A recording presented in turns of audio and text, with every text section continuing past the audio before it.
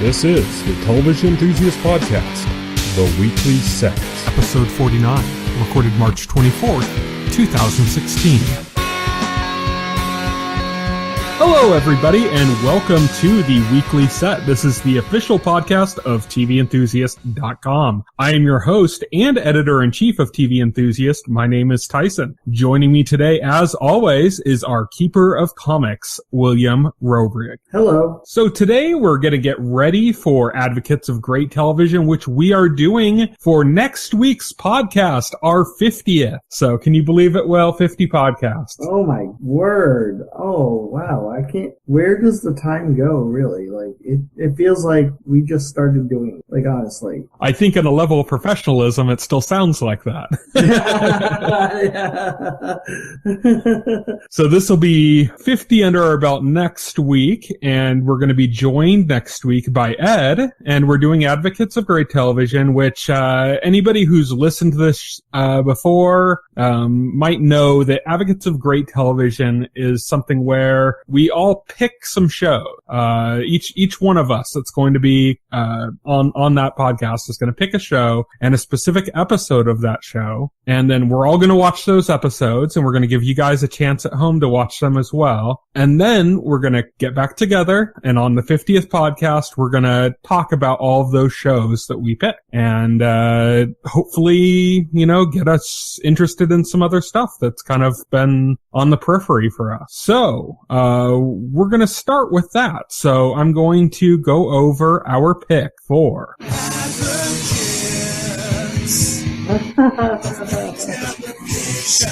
Oh my god. All right. That's awesome. Okay, so our first pick for Advocates of Great Television comes from Ed, who will be joining us on the podcast. Ed is picking Luther. Now, here is the IMDb description of Luther. A crime drama series starring Idris Elba as a near-genius murder detective whose brilliant mind can't always save him from the dangerous violence of his passion. So basically, this is a British crime drama series. The character is pretty brilliant. It's Idris Elba, who was in The Wire. He plays, what's his name on Thor? Who's the guy who plays on Thor? The gatekeeper? I don't know if I'm pronouncing that right. Probably not.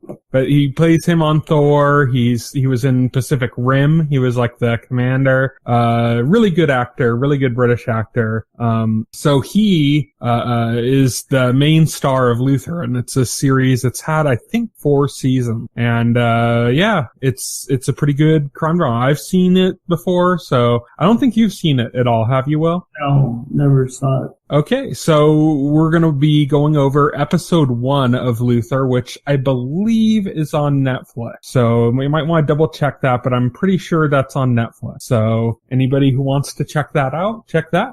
Next up is Will, whose pick is Crazy Ex-Girlfriend, episode 13. So tell us a little bit about Crazy Ex-Girlfriend. So Crazy Ex-Girlfriend is a comedy by comedian Rachel Bloom, and it's basically like a musical satire, because there is like a very heavy musical component to it. It's a musical satire about this woman who essentially moves to California in pursuit of like this guy who she dated as a teenager in summer camp. And like, and she's also like completely unhinged. She's pretty batshit. Yeah. And the comedy just flows from there. It's a wonderful little show.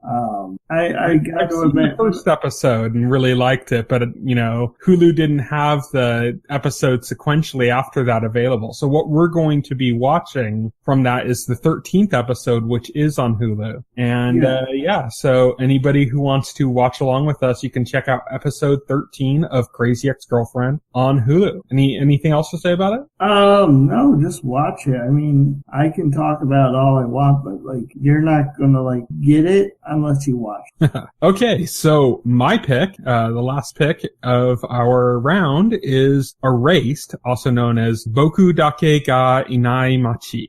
This is a anime, and I'm going to be recommending episode 1 of this series. This series is on Crunchyroll. You can sign up for a free membership to check it out, or you could watch it with ads in SD and not high definition on their site as well, even if you've already used up your membership or something. Will, do you have a Crunchyroll membership? I do. Okay, so you should be able to check this out then, and I'll see if I can send Ed. You get when you have a Crunchyroll membership, you get like a guest pass every month. So I'm going to see if I can send one off to Ed so he can watch it too if he doesn't have it. So here is the description of Erase. When tragedy is about to strike, Satoru Fujinuma finds himself sent back several minutes before the accident occurs. The detached 29-year-old manga artist has taken advantage of this powerful yet mysterious phenomenon, which he calls revival, to save many lives. So that's like the real basic description. If you go further, if you actually read the series description at My Anime List, it basically goes through the events of the entire first episode. And since the first episode is the one I want to recommend, that's kind of where I want to cut it off at. So you guys can watch the rest. But yeah, it's a very good anime series. It is, I think, the best anime of the year so far.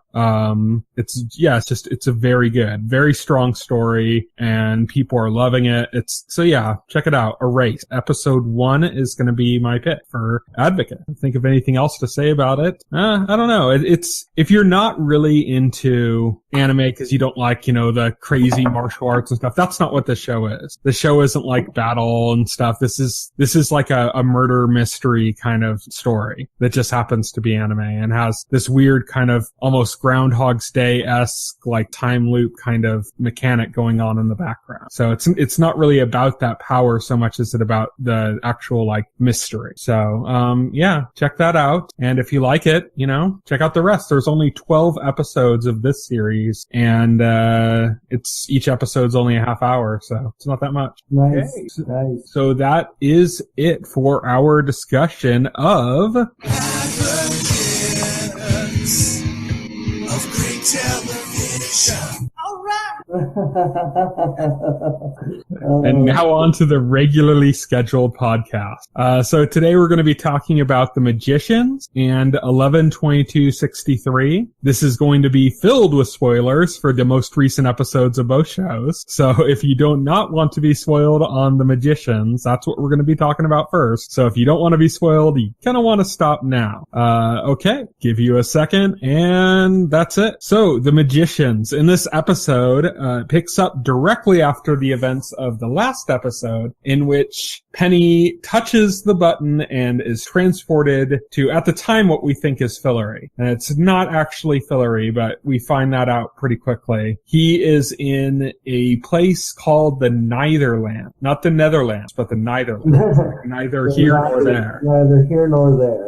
It's a place with like fountains, like so many fountains up the wazoo. Apparently those fountains transport you to different realms, different worlds, and he's more concerned with finding the fountain that's going to take him back to Earth.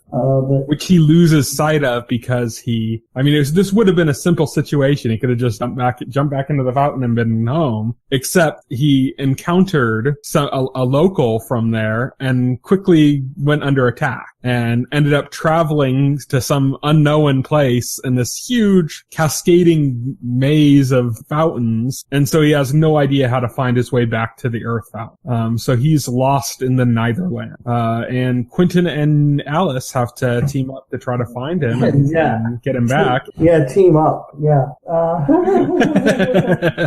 But what's really funny here, right at the beginning, is that, as a traveler, Penny decides that the best course of action is to try to get some help from Quentin. Oh yeah, this is the best scene in like the entire episode. Oh. He travels into Quentin's dream, walks in there and sees Julia and Alice making out. All dressed up in cosplay. And then he's like, what the hell? And then Quentin bursts through the door dressed as Indiana Jones. Yeah. Oh my god. I was dying at that point. Penny chastises him about the dream. Quentin gets embarrassed, and then Penny tells him his dilemma before saying, I take back what I said about your dream. This might be kind of brilliant. Yeah, in a million. Oh, that was hilarious. Oh my god, we finally got to meet Alice's parents too. Yeah, we're throwing an orgy. They were throwing a Roman orgy because apparently her dad is like obsessed with like Roman culture or something to like an absurd degree. Yeah. So this kind of graphic, you don't really see anything because it's a cable show, so it's not like, you're seeing a bunch of TNA or something, but right, this is like some very suggestive thrusting and stuff you see. This isn't Spartacus Blood and Sand, but yeah, it's some very suggestive, like it's pretty nuts. And he's like, oh, you should come during Saturnalia. That's less tame. And I'm like, okay, that's tame. So the reason Alice and Quentin go to Alice's house and meet her parents, which by the way I should also mention is doing a kind of a Doctor Who-esque thing because their house is like much larger on the inside than the outside. Oh yeah. Which is funny. And they referenced it with Doctor Who. They said something about it being like a TARDIS, which is funny. But, besides that, the reason why they go to, Alice's parents' house is because Alice says her mom knows a traveler and they need to talk to a traveler in order to find a way to help Penny. And so they find out, after Alice having to deal with her mom, which was kind of funny and weird all at the same time with, her strained relationship with her mom, in which Alice kind of came across as very judgmental of her mom for not really looking for her son when he disappeared at Breakbills. And Alice basically has to like apologize for judging her mom in order to get her to cooperate. And when she finally does, you find out that this traveler that she knows is somebody that she's had an affair with, somebody that her dad is also having an affair with. Yeah. Because this traveler changes his genitalia. Apparently so. He's from a different world. He's from a different world. But he apparently he knows the key for getting Penny out of the Netherlands because apparently he has the spell. He has spell because apparently he's been there too and he knows all about it. And so it's the Netherlands is the like world between worlds. It's like the transfer station on your journey between worlds. Right. So he's been there because he's from a different world, and in his world everything's about sex. So all the magic is sex magic. And so that means Alice and Quentin have to do sex magic in order to illuminate the fountain that Penny needs to take to get home to Earth, so he can find his way back. Yeah. So pretty much. But not only do they have to have sex in the spell, they have to orgasm at the same time. Yeah, climax together. And at first, they get into like an argument, and so like it doesn't like happen. But then Quentin admits he was wrong. And what's awesome is like they do it, and Penny gets back to Earth, but Penny like pops out on the other side of the fountain, right inside Alice's room, with like Alice and Quentin like in the middle of like doing it. It was really funny seeing Penny's face at that moment. Like, oh yeah. Yeah, like, oh my god. Yeah, like that look of disgust on Penny's face. It's like priceless. That's how the episode ends, but there's more to talk about, because there were some other side stories going on. So there were two other stories going on besides that. It was Margo and the Margolem. Yeah. Yeah. And Julia, who is doing magic with, we've seen before in previous episodes that she's doing magic with a Breakbills graduate, who, showed her like a prayer kind of spell thing before, and she helped him with this girl that was like couldn't be reached because she was like trapped inside her own head, and they killed her. That happened in the last episode. Yep. Killed her to set her free on her own wishes. And so she's working with him, and he has a whole group of magicians that they all met up online, and they're going to get together and work on some stuff together. But Julia can't really do anything with them yet. She has to like level up her spells. So he has like a binder of spells for her to work through, along with one other binder full of spells. Romney's other binder. Yeah, exactly. But there's one other person coming that also needs to level up like Julia, and she arrives at Julia's place, and surprise, surprise, it's Katie. So Katie, who escaped from Breakville South in order to avoid answering for stealing books from Breakville's, and who found out her mom passed away, and Julia and Katie were tied by their mom. By Katie's mom. Yep, and so Julia and Katie find that they have to work together to level up the spells, I guess. They need to level up themselves, like their level of magic. Yeah, their level. In order to get in on the bigger stuff. So while they're doing that, there's something going on in this other room, and they don't know, and they're trying desperately to get through this binder full of spells in order to work with this group and find out, what the actual cool project that's going on. And they have a little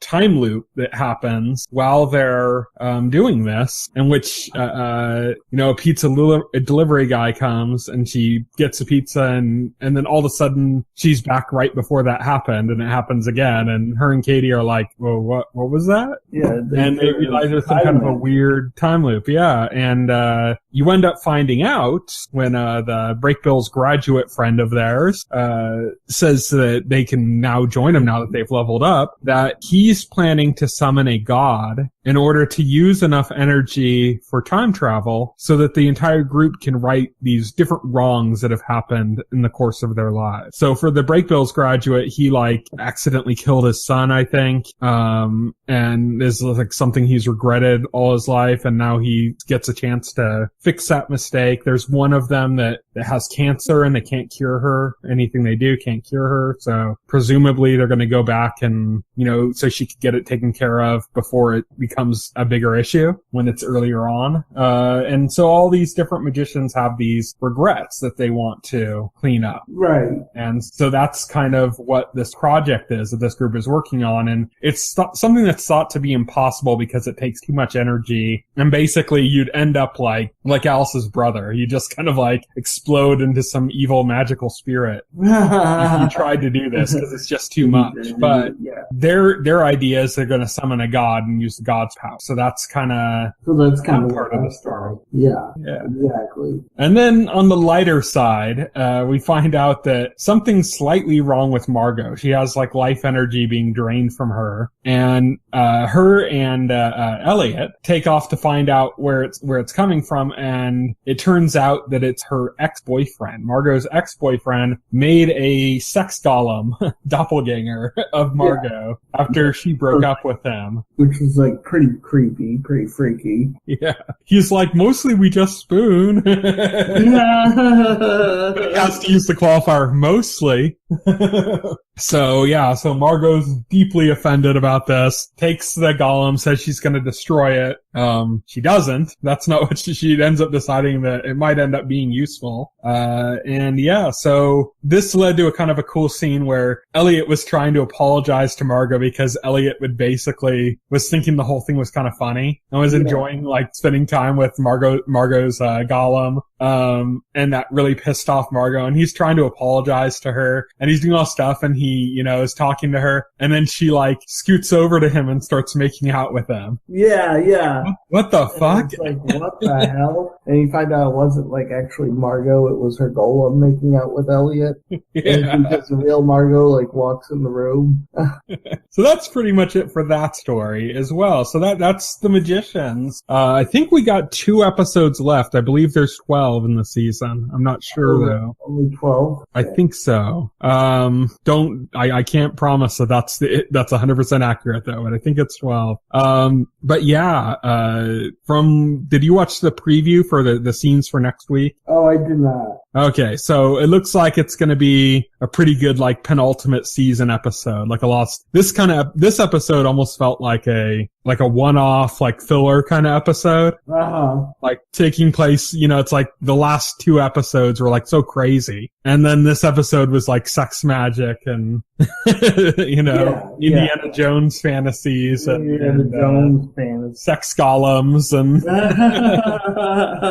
this is all about this was all about the sex this week there. Yeah, so it kind of felt like a little like reprieve from all the kind of craziness that was going on the last 2 episodes. And it looks like next episode's jumping right back into the crazy, and carrying that out to the end of the season, I'm guessing. I can't wait for next episode. Remedial Battle Magic is the name of it. It sounds like really cool. Yeah, I'm really excited to watch that one as well.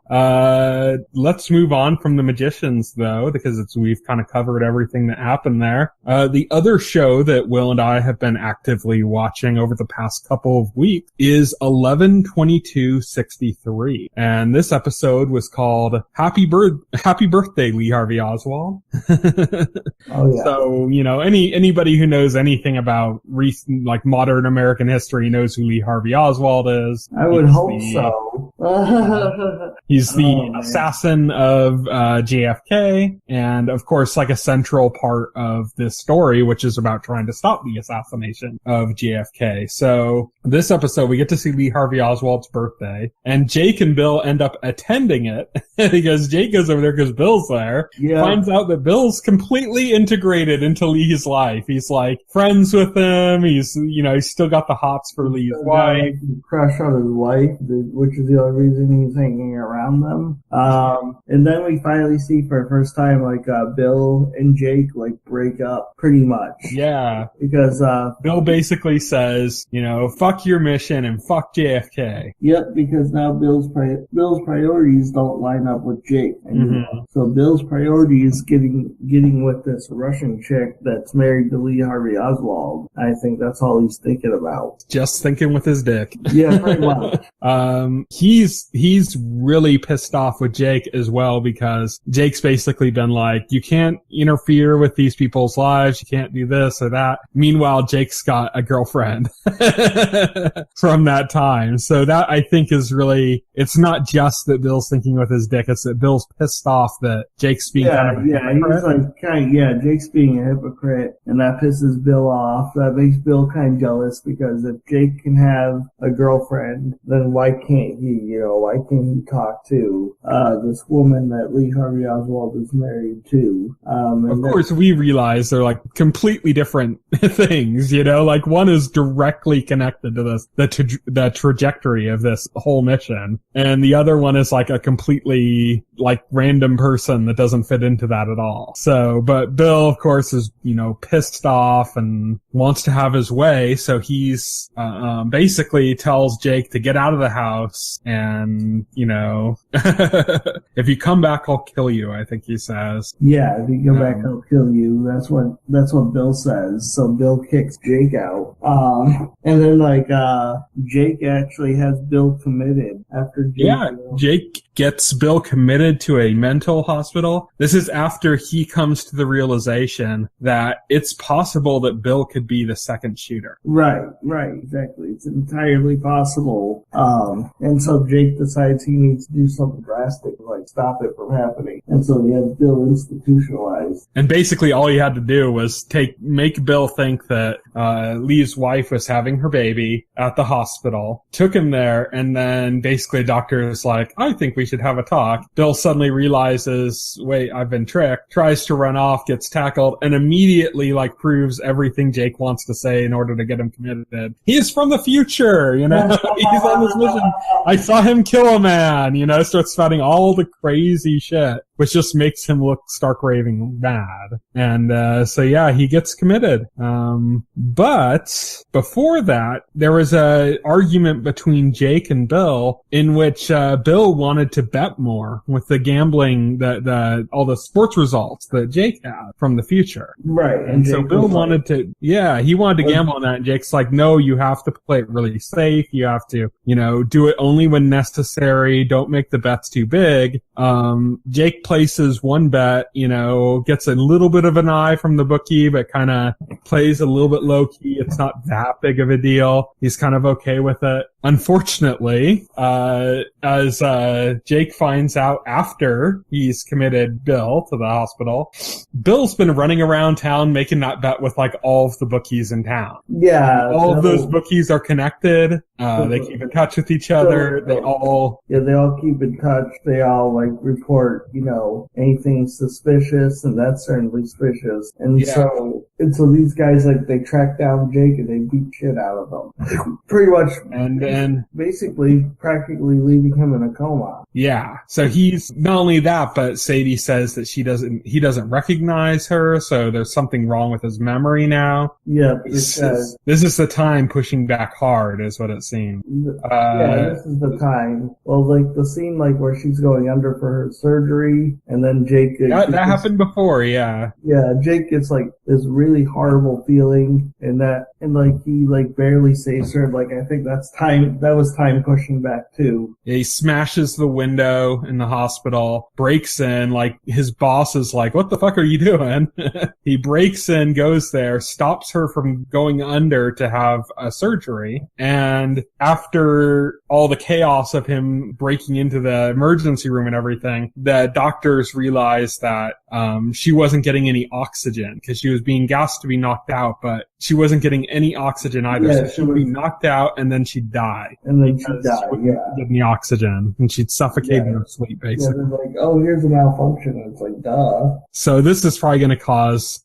I mean, I'd say this would cause interesting thing with, Jake's boss going like, what the hell? How did he know that? Except Jake got his ass kicked and now has memory issues. Yeah, and now he can't even remember, like, his 1960s girlfriend's name, apparently. Yeah. Because he got his ass kicked. He's got, like, brain and trauma. We also found, like, that George DeMornfield did that. Yeah, that was a good scene, too. Yeah, it was a good scene. Snuck into his car and wrapped a cord around his neck and was strangling him and basically trying to get information from George, who is basically Lee Harvey Oswald's handler. Yeah, he's basically Lee Harvey Oswald's handler. What Jake found out, though, was that George does not know of any plot against JFK. So this not only that, but he's like very pro JFK. Yeah, he's very pro JFK. So this leaves Jake with only one conclusion, that Oswald was a lone gunman. And so as he's going to do something about Oswald, that's when that happened, where those bookies gang up on him. We also, we mentioned Lee Harvey Oswald's birthday, but we didn't mention that at the end of his birthday, Lee Harvey Oswald freaked out because he discovered a bug in his house. This, of course, is a bug that was left by Jake and Bill in order to spy on Oswald and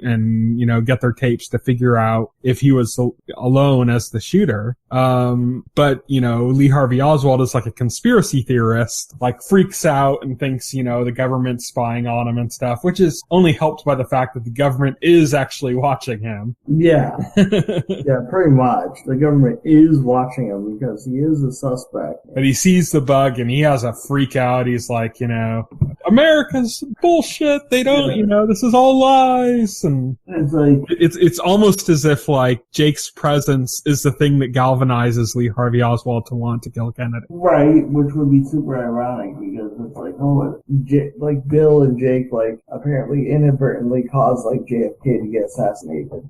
Yeah, that's kind of what it's looking like now. And we also had the thing about Bill being possibly the second shooter, and there's always been the conspiracy theory about JFK with the second shooter, the grassy knoll. So this is looking more and more like this could actually be a possibility, that this is a story not about stopping the JFK assassination, but about inadvertently causing it. And kind of a predestined time travel kind of story in which, like, this already happened. This event is going to happen. It's already predestined to happen, and it's his actions that cause it to happen. Right. And now you're just wondering, like, is he going to be able to, like, reach his goal, or have his actions already made things worse? Will they only exacerbate things for him? Is what he's doing futile? Yeah, and so that's 11/22/63 so far. I think we only have like one episode left of that. Only a few. It's a pretty short season. I think it's only 8 episodes. Yeah, 8 episodes, and then that's it. So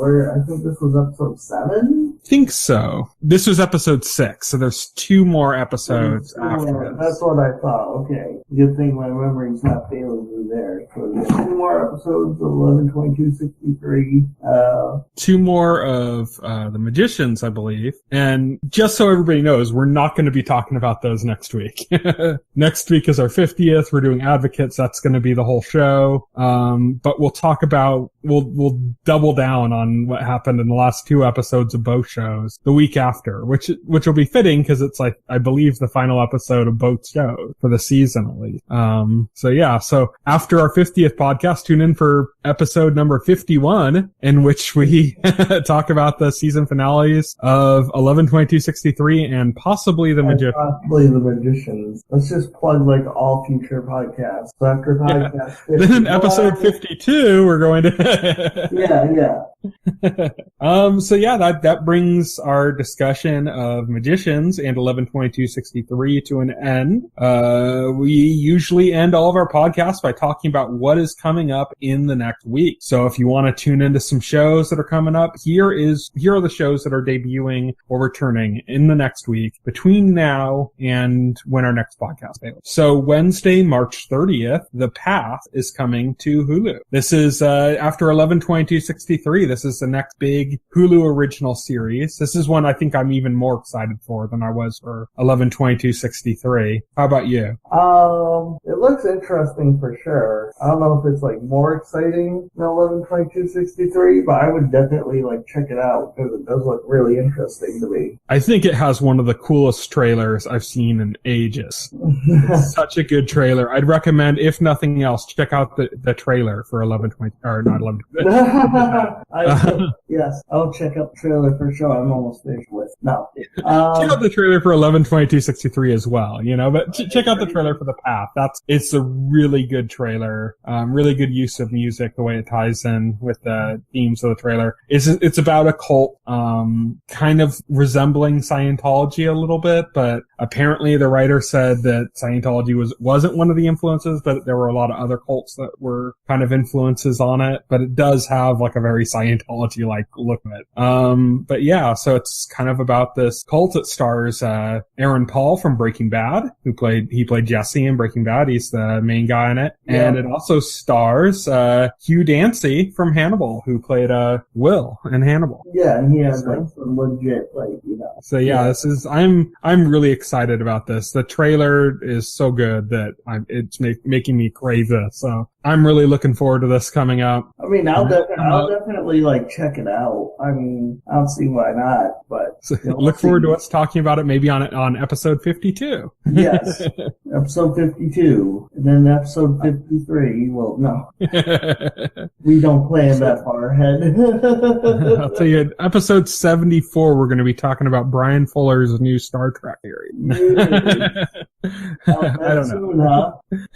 I just pulled that number right out of my ass. I have no idea how that. Thursday, March 31st, Archer is coming back to FX, as well as the debut of Rush Hour on CBS. So, have you watched Archer? I saw like a couple episodes here and there, but I don't think I've ever really watched it. It's a pretty funny show. It's gone on for a while though, and it hits that point where it starts to retread a bit. I'm still looking forward to it. I still watch it. So, that's coming back. What are your thoughts about Rush Hour? They're remaking Rush Hour as a TV series. That's probably not going to be any good. That's my thoughts. Like the movies were decent. They were like decent, like buddy cop action comedies for what they were. They're the movies from the director of X-Men: The Last Stand. Yeah. It's like, this doesn't need to be a TV show with budget Chris Tucker and Jackie Chan. I don't think so. I don't think so at all. This is just gonna be dumb. Yeah, that seems to be the case. I'll probably check it out, mostly out of like Schadenfreude. I just want to check it out just to kind of laugh at and see how bad it is or something. Who knows? Maybe it could be the next Lost. Jesus. So Rush Hour has all these huge mysteries and flashbacks and flashbacks to flash forward and like the Chris Tucker. Yeah, all sorts of crazy. We need to go back to the island. We need to. The island off the coast of China. Wayne Johnson's in the hatch pressing the button or something. Yeah. So yeah, that's what's coming up in the next week. So if you want to watch something new, check it out. The Path on Wednesday, March 30th, Archer and Rush Hour on March 31st. Remember, again, next week is our 50th podcast, so you can join us for Advocates of Great Television, in which we will be watching or talking about Luther, episode 1, Crazy Ex-Girlfriend, episode 13, and the anime Erased, episode 1. So you check those out. I believe Luther's Netflix, Crazy Ex-Girlfriend is on Hulu, and Erased is on Crunchyroll. I think it's also on Hulu. I'm not sure. But yeah, check them out. Listen to the 50th podcast and, send in questions if you want before the 50th podcast and, things about the shows, things that you noticed if you watched them that you liked or didn't like about the shows, or just your general thoughts. And we'll be discussing everything about those episodes next week on our 50th podcast. 50 already. I'm looking forward to it. That's definitely going to be fun. Definitely. So, thank you everybody for listening to The Weekly Set, the official podcast of TVEnthusiast.com. Check out our website. Check out our other stories. Next week, we're going to be finishing up Daredevil Season 2, talking about that. We're going to be doing that this weekend for Will's show, TV versus Marvel and DC. And we're also going to be talking about Agents of S.H.I.E.L.D. and all the other DC shows. All three of them, I think. Yeah, all three of them. That's the goal. That's the goal. Yeah. So let's just say that. It's going to be a pretty packed episode. There's a lot to talk about. There's going to be a lot to talk about, so it should be pretty fun.